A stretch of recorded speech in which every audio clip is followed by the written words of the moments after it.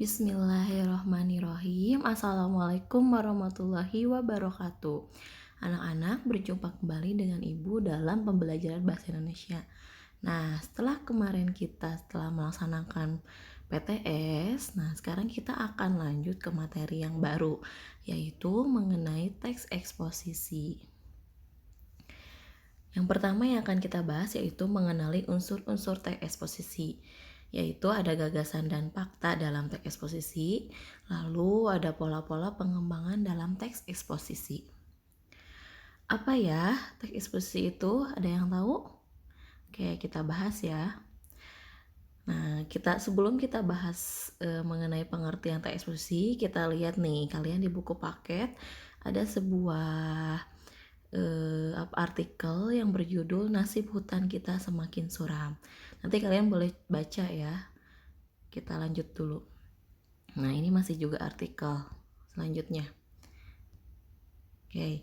Nah, dari artikel yang tadi kalian baca, pengertian teks eksposisi yaitu teks yang mengemukakan sejumlah pendapat disertai fakta. Nah, teks eksposisi juga memuat penilaian, dorongan, atau ajakan-ajakan tertentu kepada halayak atau masyarakat umum. Oke, di sini kita akan bahas mengenai gagasan dan fakta dalam teks eksposisi.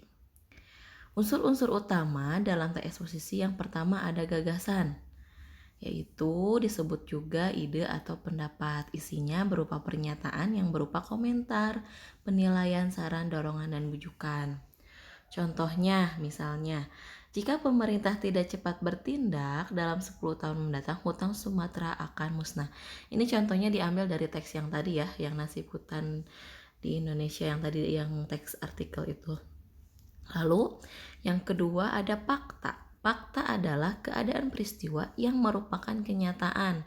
Nah, sesuatu yang benar-benar ada atau terjadi dan berfungsi sebagai memperkuat gagasan. Contohnya misalnya, selama bulan Januari sampai Oktober, 45% dari keseluruhan titik kebakaran terkonsentrasi di Provinsi Riau.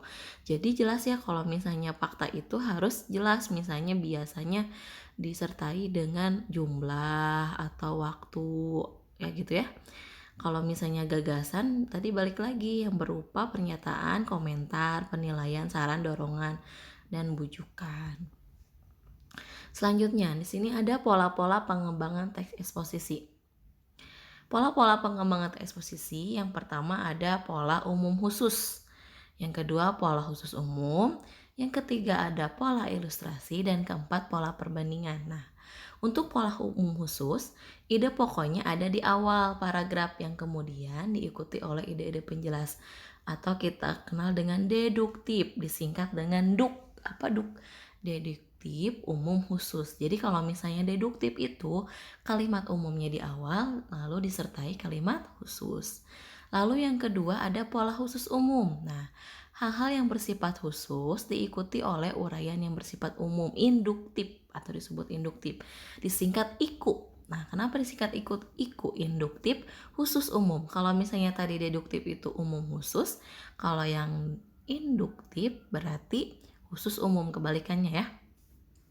Lalu yang ketiga ada pola ilustrasi. Nah, sebuah gagasan yang terlalu umum memerlukan ilustrasi-ilustrasi konkret atau nyata. Jadi ada beberapa pola ilustrasi yang nyata, yang konkret ya teksnya.